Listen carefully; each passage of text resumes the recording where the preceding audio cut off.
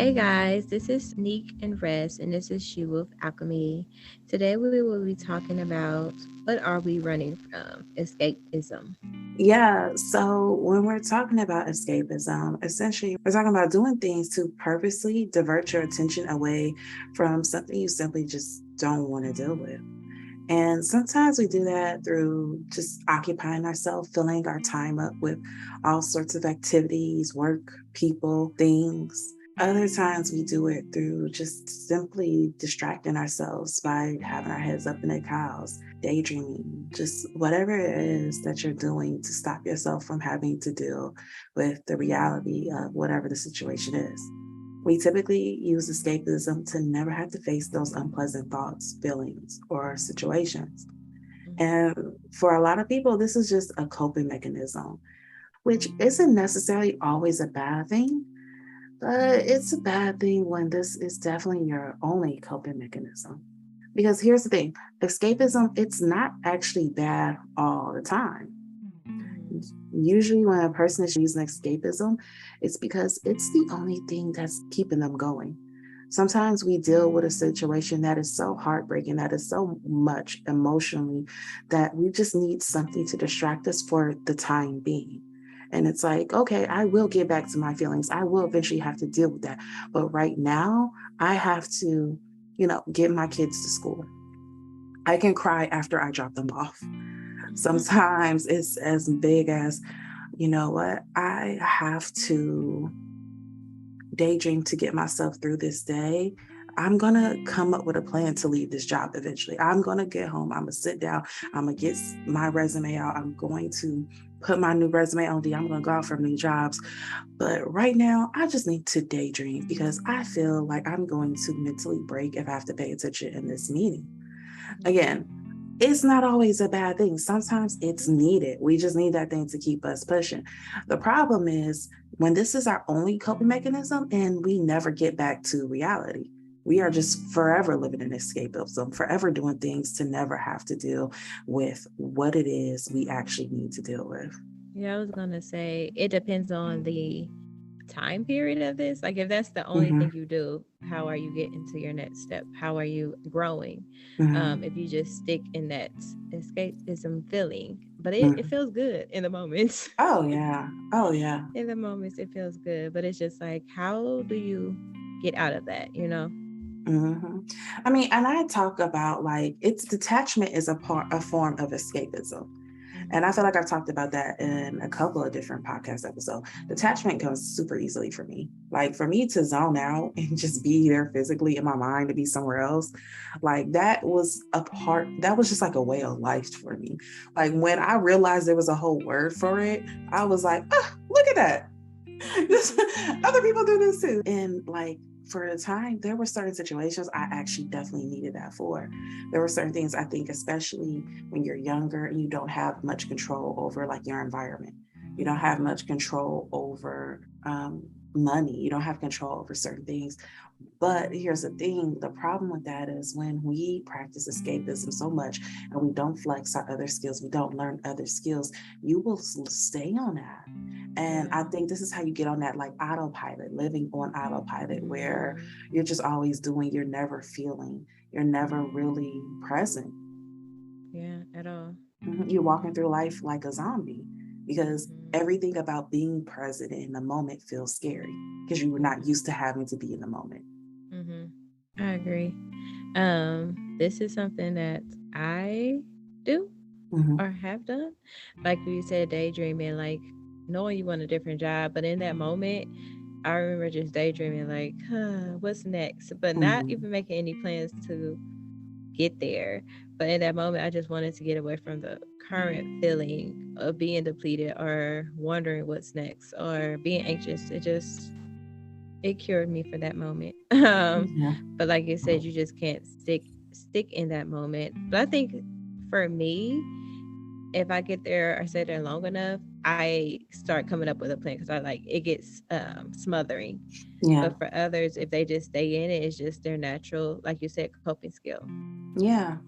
I think one of the things we got to be careful with when it comes to this is definitely like emotions. I feel like it's easy to point out being on autopilot when it comes to like a job that you don't like or when it comes to being in a bad relationship, or Mm-hmm. things that you can physically see and be like, Mm-hmm. oh, okay, you have to go to the job every day and you look sad, and you no longer look like you care for yourself when you come into the office. Your hair and your face is a mess. What's going on? Mm-hmm. I think those are easier. Same thing with relationships, where people can literally see the life being drained out of you while you're with this person. Yeah. Those are things you can see. But I feel like with emotions, it's a lot harder, because Mm-hmm. when we are running from things emotionally, it can look like throwing ourselves into our career and have an extremely successful career, but we work 80 hours a week, and then we pick up a second job, and then we don't have a social life, and it comes off as like, look at her, she is so ambitious, she look at her, she Mm-hmm. does the damn thing. And it's hard to look at that sometimes and think, what are you running from? Because Yeah. you're getting so many rewards from running. Mm-hmm. And I just want to say quickly, this is not to say that everybody that's extremely successful is running from things. I'm just saying that for some people, that's what it can look like. On the other hand, it can also look like that person who is never single. Like, they're always in a relationship, and they are only single for like 3 months at a time. And then they're And with they go back, another yep. person, And and another. then another and another. And it's Yeah. like, why can't you be alone? What are you? Mm-hmm. Because here's the thing, and again, I'm not saying this is the case with every person you see that does this, but this is definitely a thing you see with those people. You're like, why are you terrified to be alone? Well, because being alone requires them to have to focus on themselves, to have to focus on certain Mm-hmm. feelings, to have to focus on hurts and things that they don't want to face. But if they have another person, they can focus on that person instead. Yeah. Yeah. They can put all their energy into that relationship, and they don't have to think about the stuff What about they're you. going through, Mm-hmm. take it out on that person. But it's just like transferring energies. Like, Mm-hmm. do you really want that person to feel the things that you are feeling? Because Mm-hmm. sometimes those some people put those things on the next person. It's never cured. It's a Yeah. running cycle. Well, Yeah. but even when they don't put stuff on people, I'm thinking more so of those who are like healers. Like, they go into Mm-hmm. relationships caring for people, loving people, healing and healing and healing. When them focusing on healing and being that loving stuff, it's just so they don't have to heal themselves. And it's Okay. like they do Okay. it via proxy. Like, I know Mm-hmm. I need healing, I need work, but it's so hard for me to look at my shit.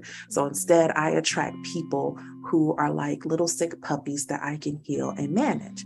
And then once you get all better, I break up with you and I go to the next person that needs to be healed. Yeah.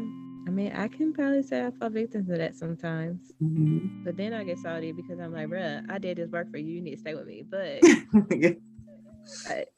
I just do it. But I don't go from relationship to relationship. Oh. But I feel like I'll be trying to heal everybody. Or when you're going back to the working situation. Or another example is when I was grieving the loss of my late fiance, I stayed so busy. I don't think I ever had a time to breathe. Like, I was like signing my daughter up for all of these activities, making sure we went to all Mm-hmm. these activities, going to work, starting to travel a lot. Mm-hmm. But it was like, these things are fun, these things are good, or these things are rewarding, but I'm tired. That's when I had like a panic attack because I was like, you haven't slowed down to even process what you're going through. Mm-hmm. Going right back to work, and everybody else around me was like sad and didn't know how to talk to me, but I'm like making them talk to me like, no, I'm okay, knowing I wasn't Mm-hmm. okay. So Yeah. it's just like, yeah, I think eventually, anytime I try to do this, I eventually break down. But I don't think Mm-hmm. everybody is like me. But I started to notice what I'm doing, and I started to break down. I think they eventually do. I think it just takes some Mm-hmm. people longer. Yeah. I feel like that's a good example, because I do remember after your fiance died, like, you being very busy, and I remember like us being concerned and being like, "Hey, are you are Mm-hmm. you, are you good? Like, do you need to talk? Do you need to?" I remember trying to get you into grief counseling for a minute. And I did go. And I probably went. I didn't even. I always people ask me how did I do that or how did I hear about it. You probably talk because I don't even remember how I signed up. I just remember I was in there. I got in there. I Yeah, did it, but I don't yeah. remember what was the legwork to get there. Yeah, no, I I was was pressuring grief counseling for you for a while, like for a minute there. Yeah. yeah, it was. And I did feel relief and I did get to cry or talk about it to him. But it was the help that it was what I needed at that moment. Yeah. But then she said phased out, but like, nah, sis, I need to come back. So I did come back Mm-hmm. again, and then I phased out again. But in those moments, it was good to have somebody to talk those emotions through. And that's where I learned how to meditate and breathe too. I did know how to before, but we ended each session with that. So I yeah, love that. I love yeah, that. yeah. And I think that's the thing about escapism. Like, we talked about this before.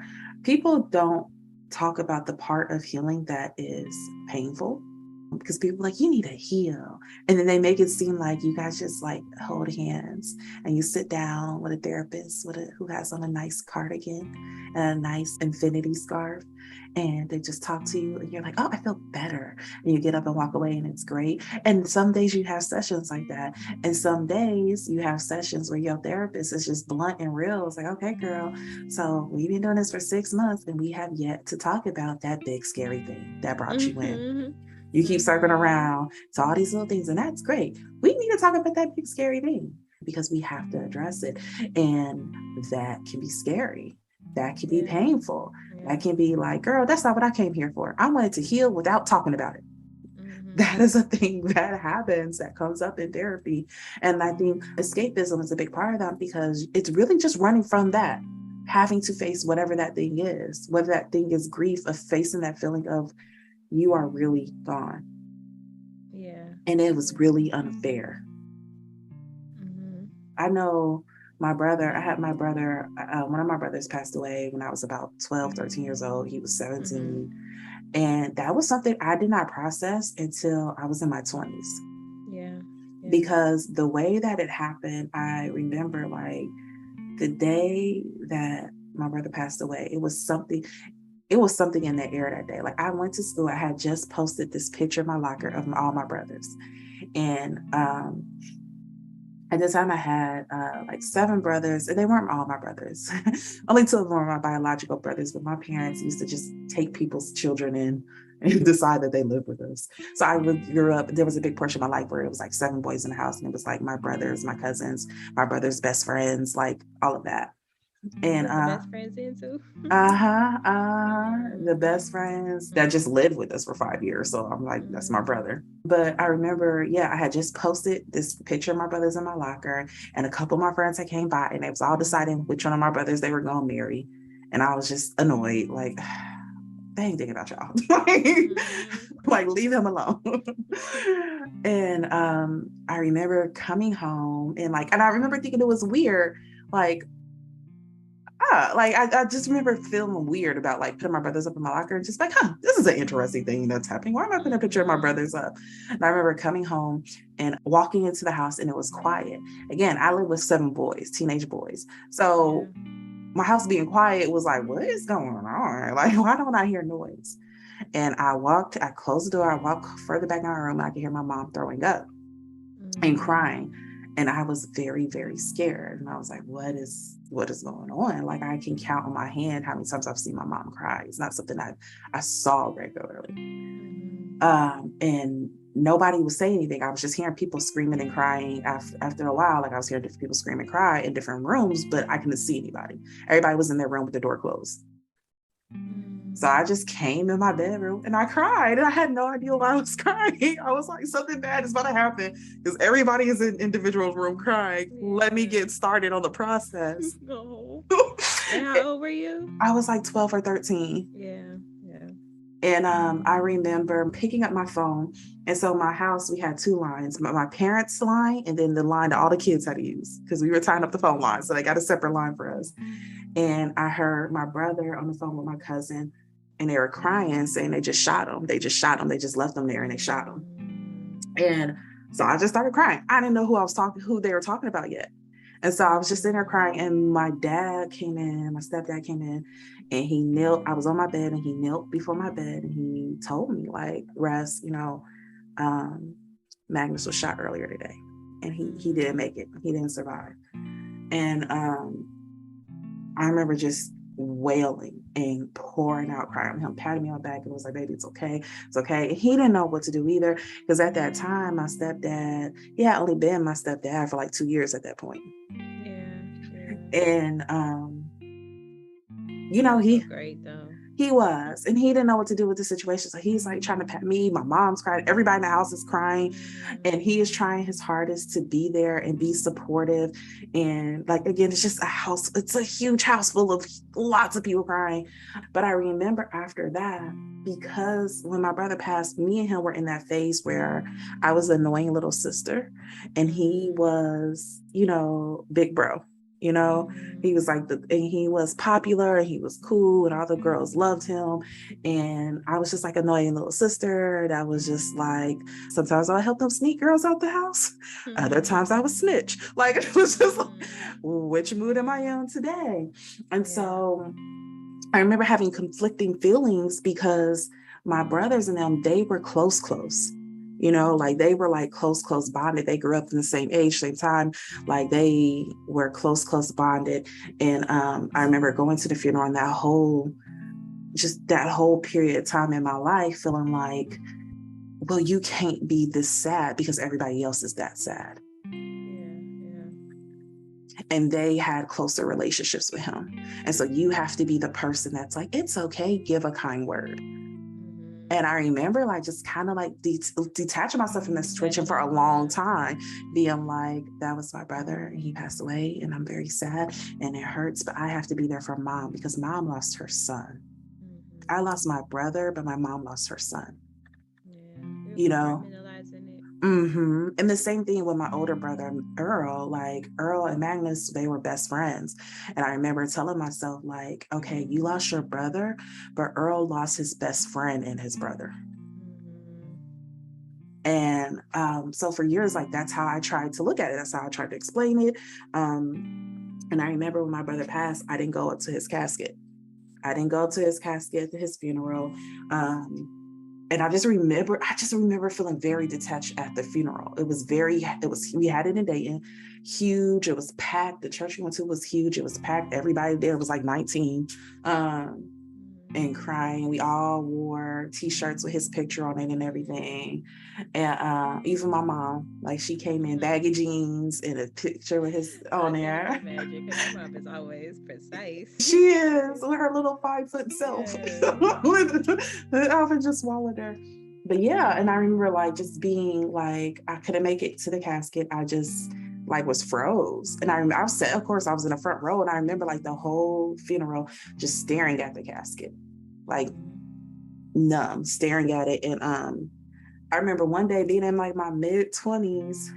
And I had a dream about my brother. I had a dream about him, and I woke up, and then I just cried for hours. Like I've lost my fucking brother.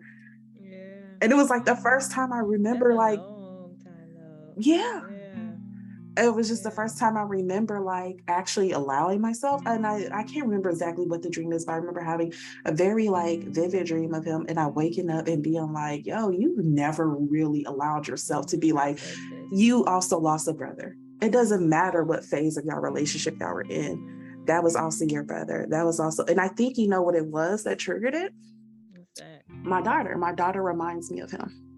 My daughter has his same personality.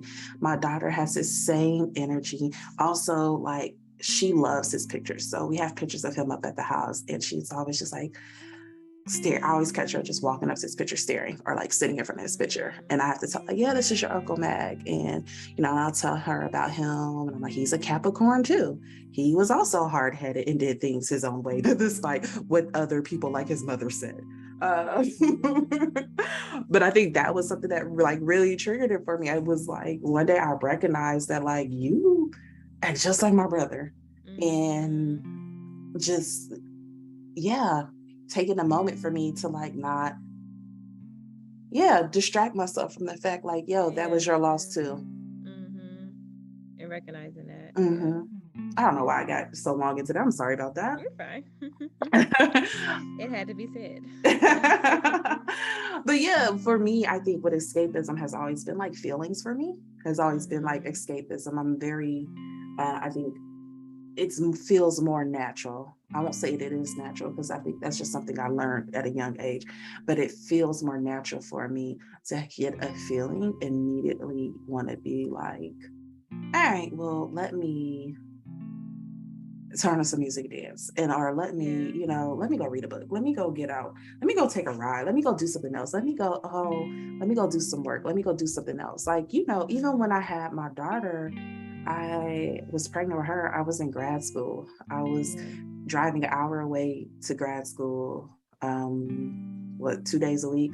I was doing an internship, driving an hour there and an hour there, an hour and a half back because Atlanta traffic, 3 days a week. I was working 16 hours a week on the weekends, all this stuff. And then, like, even with that, I remember like them being like, okay, well, after I had my daughter, I had to stay in the hospital extended period of time. Most people, like, you give birth and they release you that day. I was in the hospital for 5 days. Yeah. And Yeah. they were like, take it easy. And I was like, I think I took a week off of work and then I went right back to work. Mm-hmm. And I had to go back to the hospital for outpatient surgery like 5 days after I got released. And I went to work that night after having that. And I was just going through a lot. I was going through a lot at that time, but I didn't want to be home sitting and thinking and feeling my feelings and whatever, whatever. So I just kept piling stuff on. And that's something I have a bad habit of doing even now. Yeah. Yeah.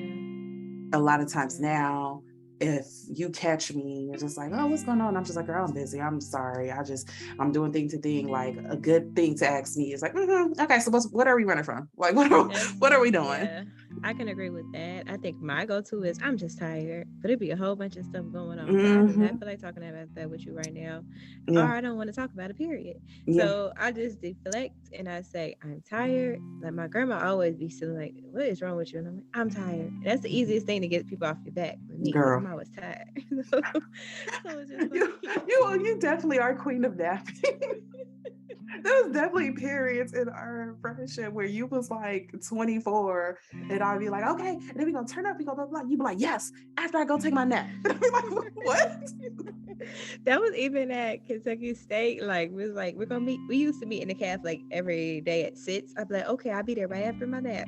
Or I oversleep sometimes and I be coming there all late, rubbing my eyes. It was like, oh, you just got up from your nap? Yes, I did. You legit were like the first adult I ever knew that like had a nap time. You'd be like, okay, but I have to get my nap in. I'd be like, yo, nap. My one of the guys I used to talk to called me Sleepy Smurf. like yes, that's me. But that was the easiest way for me to like deflect or just stay in that and not confront my problem or not confront what I'm going through. Just blame it on being tired. And it's just because I didn't want to talk about it or analyze it or figure it out at that moment. It's easier for me to just coast through, the situations.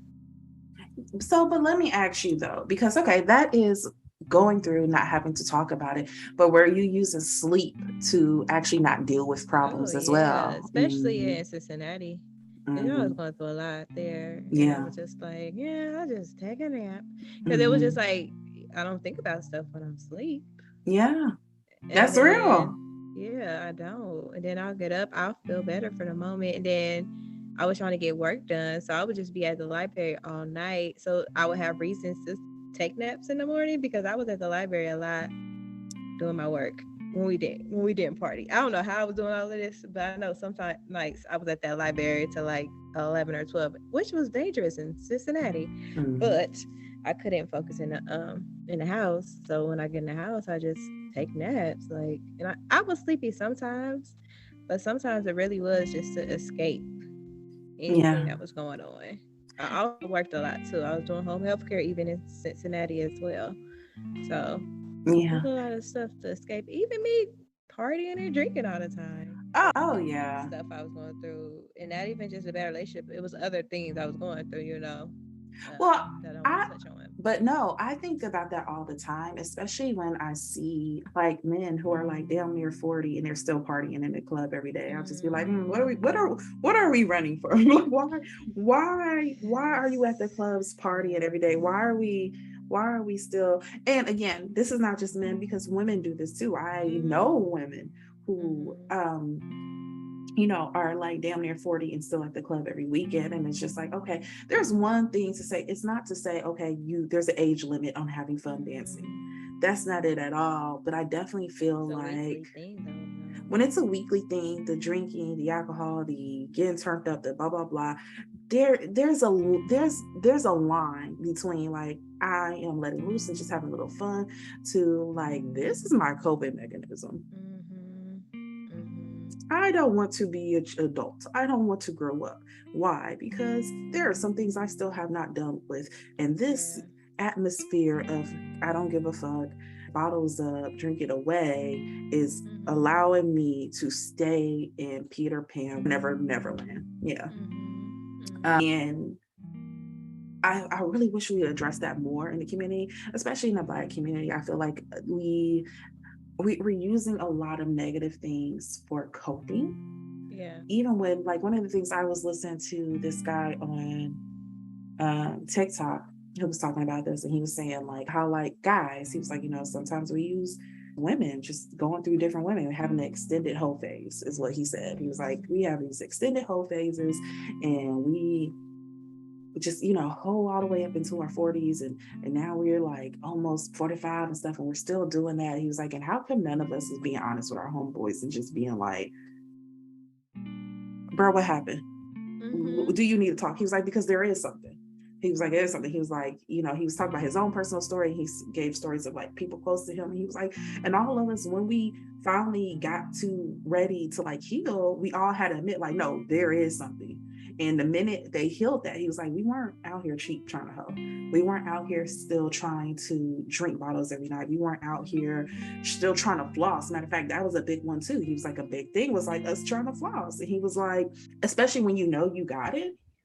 And I don't know what this guy does, but he was like, they were all well off. And he was like, everybody knew we were well off, but we still felt the need to do this because it was us trying to escape from some type of feeling, a feeling of inadequacy, a feeling of, I think, especially when we use sex or relationships to escape our own feelings, to escape our own demons. A lot of times I feel like that is, you're trying to escape feelings of abandonment, feelings of not being loved. I find that a lot with people who are just going through people sexually, partner after partner, after thing after thing. Yes, you can have a high sex drive. Yes, you can be like, well, I'm just open that way. You're right. Those are true things. There also is a thing though, when you don't feel loved. Yeah. And every new conquest tells you that, see, I am loved. I am wanted. Someone wants me. But that feeling fades quickly. So you have to move on to the next one. Yeah. And I just want us to talk about it, honestly. And I don't understand why we refuse to talk about that, honestly. That's another good topic there. Girl, it's a whole thing. That's what I'm saying. Yeah, so for like a lot of us, escapism is our minds determining that the present reality is too sketchy and that we need to seek some type of hideaway. We need to seek some type of safety. And that's what we're doing by escaping. So it might be those feelings of abandonment. It might be that feeling of grief. It's something that's coming up and we're like, oh, I do not want to deal with that. And so we're like, I'm about to drink. Because drunk Ress is fun and she doesn't cry and she's the life of the party. Yeah. But if I come in here right now without drinking, I am gonna ruin everybody's mood because I'm sad and I really need to be home thinking about what these things that I need to think about. So it's essentially you just like, okay, well, how can I, unconsciously, of course, how can I turn that off? Oh, alcohol. Oh, partying. Oh, a new dude. Oh, going on date after date after date, new person after new person. Oh, staying at work 80 hours a week. And achieving, that's another thing, because sometimes we do this through achievement. If I achieve enough, then I will run, it's me escaping from that feeling I'm not enough. And so I'm going to keep achieving, trying to prove to myself that I'm worthy. Instead of truly believing I'm worthy, so I allow myself to rest and I can still find joy in rest as well. I don't have to be necessarily the best to feel good about myself because I feel like I'm good regardless of what I achieve. I feel good even if I'm not the best. Yeah. So this type of mentality, of course, it does a lot of things, but it affects us in many ways. It affects relationships because sometimes we are simply with these people just to fill holes. This, when it comes to relationship, one of the things it really reminds me of is like when people have midlife crisis and they up and leave their family like randomly after like 10 years. I remember going through this story. It was like a guy. No, it was a woman who was like in a marriage, who like married her high school sweetheart, worked and they were together. And then one day at like 38, she just woke up and was like, yeah, I don't want to do it. And just left the family. And in the like scenario, it shows like the conversation between her and her therapist, and they were talking through like what happened. And basically what happened was she was like, yeah, I got into a relationship because I was lonely and I felt abandoned at home. I felt neglected at home. So I was with this person. And so I just kind of stayed with this person and I never got to know me. And those feelings, kind of like you talked about earlier, where you're like, I can only say, I don't want to talk about it. I'm too tired so much before I have a panic attack and I spiral. It was kind of like that, but in a bigger way. Because for her, it was like, I did this for like 10 years. And then one day I just had a breakdown and realized being in this relationship didn't make those feelings go away. Getting married didn't make these feelings go away. Having kids didn't make these feelings go away. I was doing all these things to run from these feelings of not feeling loved or enough, thinking that these were going to convince me, and they didn't. And I had a mental breakdown and I just wanted to run away from them because I'm like, now I got all this other stuff and I still did not fix the problem. At all. Yeah. And for her, that was like her moment of like having a breakdown of like, oh crap, escaping didn't work. And now I'm still stuck here with this problem that I need to process. Now, did she process it the right way? Probably not. Probably shouldn't have run away from kids. No. But to me, it was one of those more obvious versions of how this can manifest in relationships, where you are trying to fix your problems by adding another person, hoping that they fix that feeling, but you have never really addressed that feeling for yourself. Yeah. I agree. Another way that it can affect you in your career is kind of touched on it earlier, but it's just like you pick a thing and you were like, this isn't really what I wanted. But you just keep going in it, or you just keep on going and going and not addressing that you're unhappy. And then you just keep on picking up more tasks, just trying to make yourself like the job, I think I could say. And then you realizing like it's just really not for me, but not giving yourself the space and opportunities to figure out what is for you and keep on going and going and going. And you just wake up like, how did I get here 20 years later? And so much time has been wasted because you just stay in that same feeling of escapism and not like taking the actions to find happiness in your career.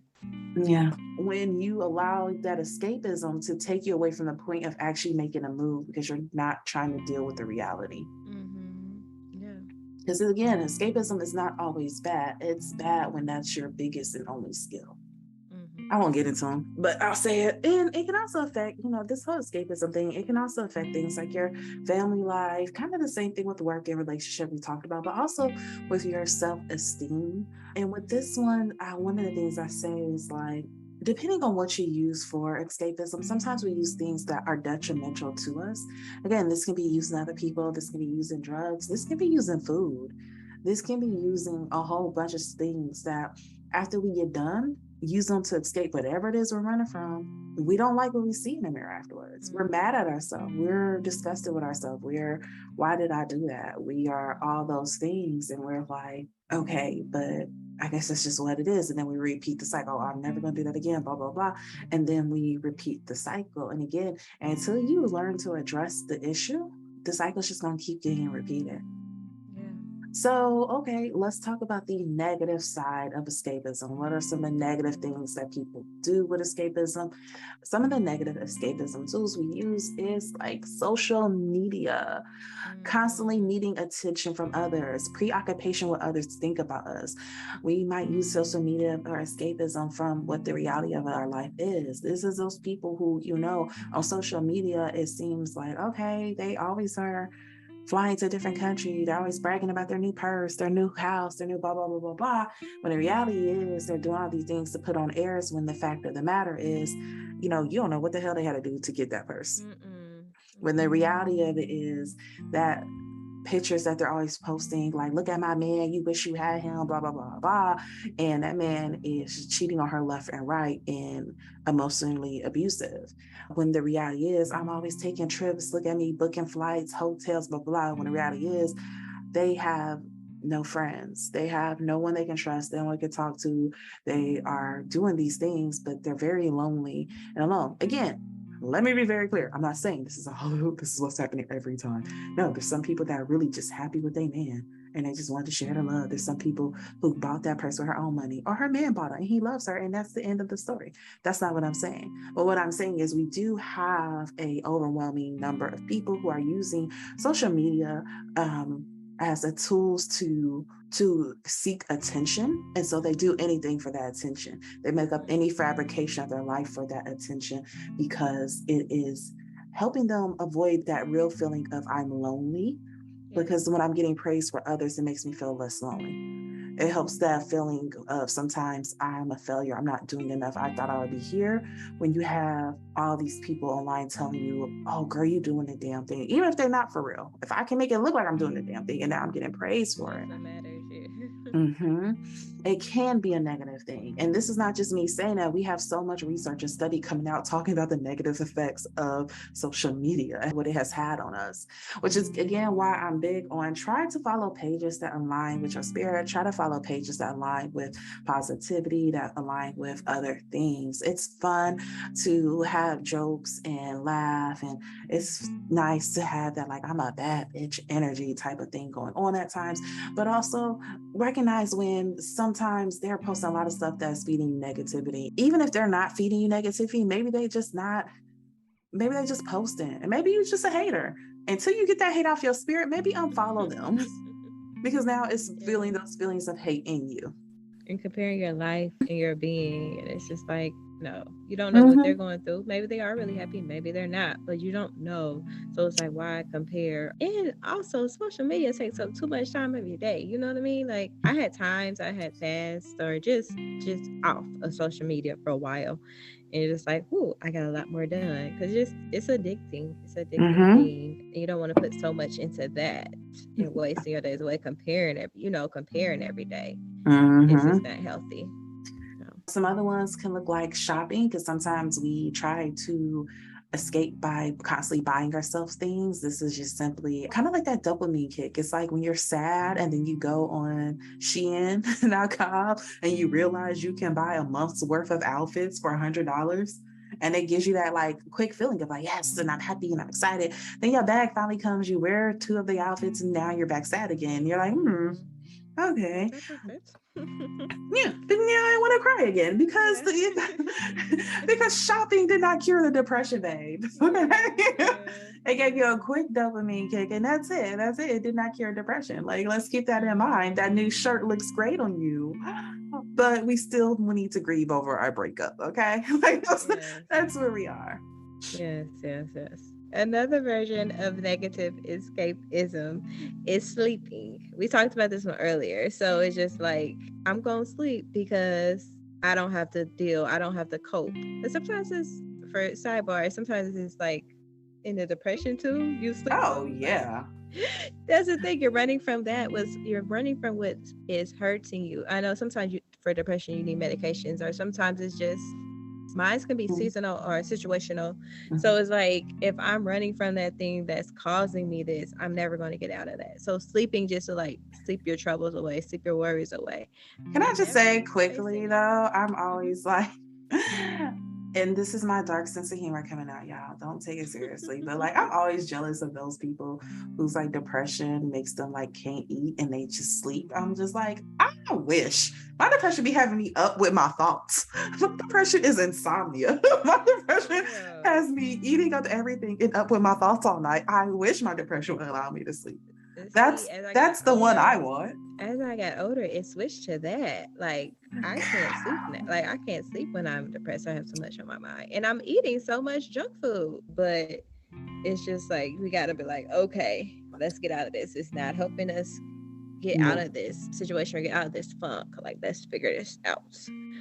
Another one that can be negative is sex. Just thinking that it will cure your emotional pain. I'm not saying, oh no, I'm not gonna touch on which sex does this most, but from my experience, I won't talk about that. But just think that it's just like, can do any, like, I know sometimes in relationships, like, You can fight, you can argue, never talk it out, but just think like sex is going to help cure that. Or it's just Mm-hmm. like, had a bad day, or I'm going through so much stuff. Come here, let's have some sex. It's just like, that's not curing the situation. It's getting Mm-hmm. your mind off of what's going on for the moment. It is bringing you pleasure. So I understand that, but it's not curing, what is really going on within yourself, or what is Mm-hmm. really going on with the relationship. Or even if you're not in a relationship, just go find somebody to go have sex with, so you might have to think about it. It's just like, it's not curing it Yeah. But at all. even with like, I think about it sometimes, like when you talk about going through your whole phase, right? Most Mm-hmm. people, a lot of people, when they become adults, or sometimes when they're teens, go through a whole phase, right? And I Mm-hmm. had a conversation with a friend of mine just about like going through that phase of life, and like now that you're out of that phase, like what that was like. And for both of us, when we talked about it, we were both talking about like how we had right before went through a season of being hurt, trying to love and be kind and nurturing to these people's sons, and then being like, F y'all, and being like, and like, don't get me wrong, it's the time of our life, but like within us as mature, emotionally intelligent, semi-healed adults, looking at it and being like, yo, that was a directly me acting out of hurt. Mm-hmm. Mm-hmm. That was me. As much as I want to be like free love and blah blah blah, that was me acting out of hurt. That whole situation came about out of me being tired of being hurt and being like, fine, then I'm gonna turn my feelings off for real, all the way, boom. And And y'all just got to deal with it, mm-hmm. even though it And ain't y'all fault. but that is escapism as well. Like, I want human Mm-hmm. connection, human interaction, but I don't want to get my feelings involved because I'm scared to be hurt like I was the next time. Mm-hmm. So let me Mm-hmm. still get the interaction that I want. Let me still get the attention that I want. Let me get fake intimacy, but without the risk of being emotionally hurt. Yeah. Yeah. Uh, and you usually that crashes and burn as well. Very few people walk away from their whole phase like, yes, that was it, and I'll do it again, blah blah blah. Very few people that, and I feel like that end up healed, walk away from it like that. um and Mm-hmm. again, that's not to say that's for everybody, because there are some people that are like, that is life, like, hoe is life. And I'm not mad at you, Playgirl. Again, I wish that was me. I wish I could have that version. I got the wrong type of depression, I got the wrong type of hot girl summer. But no, there's definitely people who like have that phase and they're like, no, this is life. And they're happy and it works for them. I'm not talking about y'all. I'm talking about those who like, no, this was something that was done out of hurt. This was not them. This is not how they originally wanted. They went through a period of that directly after experiencing some type of pain, or directly after some type of rejection, or maybe the first time they tried that and realized they didn't get their feelings involved. They're like, ooh, my girlfriend's walking around hurt. I'm not, let me keep trying this. But Mm-hmm. it's the people that are using it for escape. And some people, they're not. This is just life. This is how it feels right to function for them. We're not talking to y'all. Yeah. We're talking to y'all who, like, afterwards, you have a whole breakdown crying, wishing somebody just loved you. Mm-hmm. Mm-hmm. And before, wiping off your makeup, going to sleep, and trying it again tomorrow. Those are the ones we're talking about. How it works, yeah. That's not how it works, yeah. Another negative version of escapism that you'll see, again, we talked about this, people who overwork, overachieve, just trying to run from a feeling. They're not achieving because this is just simply something I want to do. They're achieving because they're trying to prove something to themselves so that they can receive happiness from outside of themselves. The achievement is not about just achieving because they just want to save the little baby orphans. Like, we're glad the baby orphans got saved, but they were hoping that by saving them that they will feel important and superior, and then after a week that wears off, and now they got to go achieve the next thing. Mm-hmm. And another one that I think is important to mention is gambling. This Yeah. is one as well that I found most interesting, because gambling, like with a lot of these other things, which like drugs, like sex, using these as a means to escape, it's just a dopamine kick.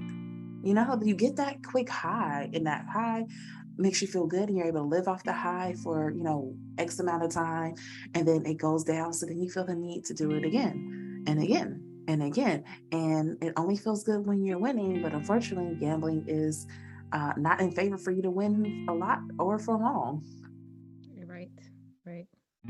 And so it's followed by that crash, that feeling of, well, this isn't enough. And even for some of those people who win a lot, even for them, after a while, that gets old too, because it's just like, okay, what else? Because again, it's only a kick when you have that rush, that feeling of, oh my gosh, maybe I don't make it. I do. I won. Jack Black 11. I don't know nothing about gambling, y'all. I'm not sure. Me either. Me either. But I watched somebody live gamble a couple of months ago and was just like, this is boring. But they seem to be having a great time. Let me see if I can telecommunicate with them. I was doing everything else but watching, paying attention. Anywho, but even that after a while can get boring again, because it's not about the game. It's with any of these, it's not really about the thing you're doing. It's about how big of a distraction can this be. Yeah. And again, like we talked about, the issue with this is that too much escapism means we're really trying to avoid self-reflection. There's something in us that we're trying to avoid, or the reality of the situation, because sometimes it's not about within us.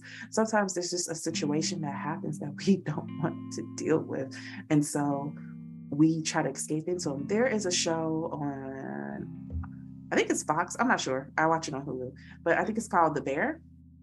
And the whole show, it's the guy from Shameless.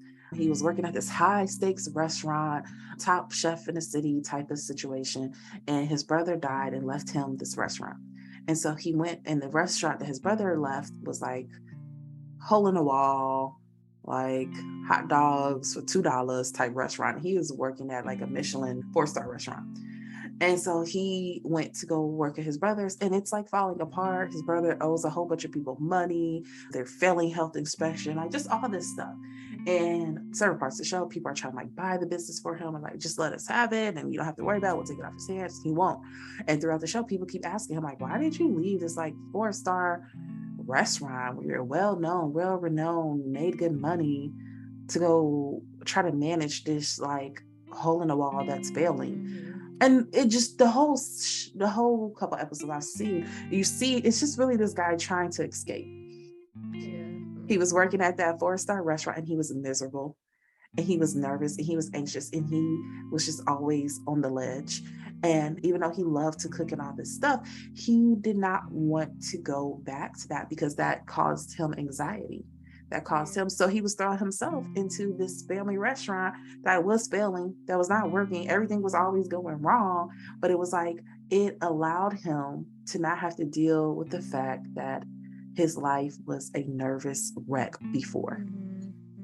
Even though his life is a different type of wreck now, because now he ain't got no money, everything falling apart, every episode, leaves with you on the edge of your seat, like, oh no, how they gonna make it? It's a different type of stress. And he's just like, okay, well, I can deal with this better. Well, I got to, because family. I got to, because blah, blah, blah. Even though everybody in their family is like, please sell the restaurant. But it's him trying to escape from his old life where he was, in this high stakes type of position. Versus now he's in this restaurant where nobody's expecting perfect. People, if you have hair in your food, people kind of expect that for you, like the anxiety to perform is not there. It's just the anxiety to keep the lights on. Versus his old job, it was the anxiety to perform. He was running from that anxiety to live up to the expectation that he really was this great person, this great chef. I never heard of it, but it sounds interesting. Yeah. The other issue with this is that your problems don't really ever disappear. They just often multiply. Yeah. So I was saying any of those examples that I gave earlier is just like we're not figuring out the problem, and more problems come. Say that you're using sex, so you can end up having a child. Like it's just like you just like different things. Oh, new like, problem. Exactly. You go to drugs, you can be addicted. You go to gambling, you could be in debt. It's just like you're adding on more problems. So let's just fix it, because the problems definitely multiply. They don't fix themselves at all. And like even with relationships, like adding people, like, okay, so now let's say you're running from feelings of abandonment, you're running from feelings of not feeling adequate, you're running for feelings of not feeling love. But here's the thing, the minute they leave, now you feel that again even more. Or sometimes you run into this relationship and now you're feeling that while with another person. I am now with this other person. I still don't feel loved. And I Mm-hmm. still feel abandoned. Yeah. I So what is it? still feel alone. Yeah. And now I done brought this into this other person's life and they were fine. But Yeah. now they're picking up on my energy and they're wondering, like, I never used to feel anxious and weird Yeah. until I started dating you. Now this is a thing that you done shifted onto me. Mm-hmm. Yeah. But Definitely. like we said, it's not all that. There can be positive forms of escapism, especially when they're used just temporary. This can look like meditation. Meditation is technically a form of like escapism, okay? You're taking a break from your life and you're saying, I am not going to think about anything. I am going to sit here and clear my mind. Mm-hmm. And I'm going to do that for 10 to 15 minutes. Mm-hmm. Mm-hmm. This is escaping, but it's a good type of escape because this is a type of escape that allows you to ground, center, and come back clear, focused, and calm. Yeah. So you can actually deal with the problem. This is a type of escape that, yes, you might have walked into it anxious, but hopefully, with time and practice, once you finish, you're like, okay, anxiety is gone. And now I can focus. Now I can tackle this. Now I have the energy and the patience, and I'm now in the present moment, and I'm present enough that I can handle this like an adult. Another positive form of escapism is art. Finding something that you like to do, that can be painting. I know that clears my mind sometimes. Just listening to music and dancing and getting into a new documentary or Mm-hmm. learning new things. Just different forms of art that can free your mind at the time. And even though it is escapism, it can calm you. Even Mm-hmm. sometimes painting sometimes helps me to like think of things. Yeah. Like it's just free flowing thinking. Yeah. So curious that too. Yeah. Yeah. No, I was just saying, letting your creative energies flow is like so healing. Mm-hmm. I know It's for me, yeah, it is. I mhm. like even dancing because I love like I wasn't just out in the clubs because I just wanted to be. I used to love to dance. So it's just like it's just like now I can listen to music and just dance, and that just get makes me happy. Dancing alone in my room in private Mm-hmm. makes me really happy though. It Yeah, really, really yeah. does. I'm not a public person, but yeah, no, when I'm alone, this y'all, me and this Beyonce album been having a time, okay? At least once a week I put on my headphones and me and her and Church Girl are just having the time of our lives. And we are free flowing and we are like whatever I was thinking of or dealing with before. By the time I get Mm-hmm. done with that album, I'm like, okay, cool. Yeah, I'm good. Yeah, I'm good. Yeah. Let me tackle. I can Mm-hmm. tackle tomorrow. I don't Mm-hmm. have to quit my job. I got this. Yes. um, so yeah, letting those creative juices flow. And that goes into the next one, which can be like exercising. Exercising is really good. It's one of those things that I low key get annoyed of because like I feel like anytime you go to the doctor, they're just like, yeah, if you could just exercise more, like you're like, I'm depressed. But how many days a week are you exercising? But the reason why is because there are lots of studies that show that like exercising is good for you, not just on a physical level, but something about getting your mind into that zone can be really good for you. And that is the same thing with using this for escapism. This can be a positive form of escapism, but only if you don't take it too far. Because there are those who, I actually dated a guy like this who had a lot of struggles he was going through and got into like weightlifting, and at first it was like, cool, yeah, get into weightlifting. But then it became like, that's all he did outside of work. Like all he did was weightlift. And then all his Instagram became pictures and videos of him weightlifting. And then all his conversations was come, like, it was like he traded one thing for the other. Yeah, yeah, And so you got to be careful with that as well, because you don't want it to lead into anything that leads into an addiction. Okay. Whether yeah. it does not have to be necessarily drugs for it to be addiction. Yeah. And this is again one of the things with escapism. While it can be a positive thing where it's like, you guys know, I don't know if you guys know, if you follow me on my personal account, I love bike riding.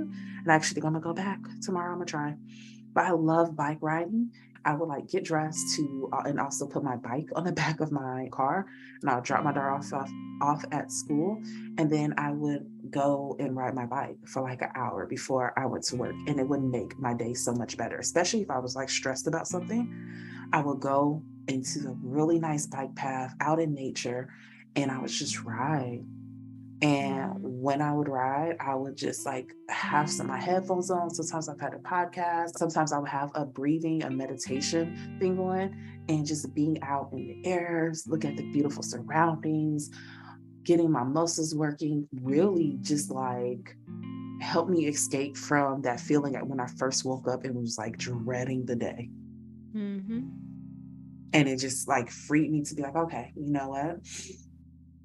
Smell this air. Look how free it is. Look how, oh my gosh, I'm just gliding through. And then next thing you know, like, I'm like, okay, I can tackle today. Because Yeah. afterwards, I got back to reality. Mm-hmm. I just needed that quick break to help me be like, you got this, girl. And then feeling that. So this can be a positive one, but also it's one of those where, again, everything in moderation. Yeah, because sometimes people take exercising to the max, and it's just like you said, like that example that you gave, and you hear about that a lot. So, Mm-hmm. right. So, hopefully, guys, this episode has been pretty good. There's nothing wrong with needing to escape for a little bit just to get your mind right. Maybe you just needed to get it through today. The whole point of it is this should not be your only tool, and you should take that time to escape to just kind of prepare you to get back to reality. It's Mm-hmm. always about you're going to have to get back to reality and face this thing. No one's saying anything's wrong with not being able to face it right then, that second, but you can't run from it forever. Yeah, that's true. So, hopefully, you guys did enjoy this episode. As always, we will have a new episode for you guys on Thursday. We ask if you like, you head over to Apple Podcasts and give us a great review, a review with some words. If you Mm-hmm. need to reach out to us for any inquiries, you can reach us at She Wolf Alchemy Podcast at gmail.com and follow us on Instagram at She Wolf Alchemy. Other than that, guys, we hope you have a great week and bye.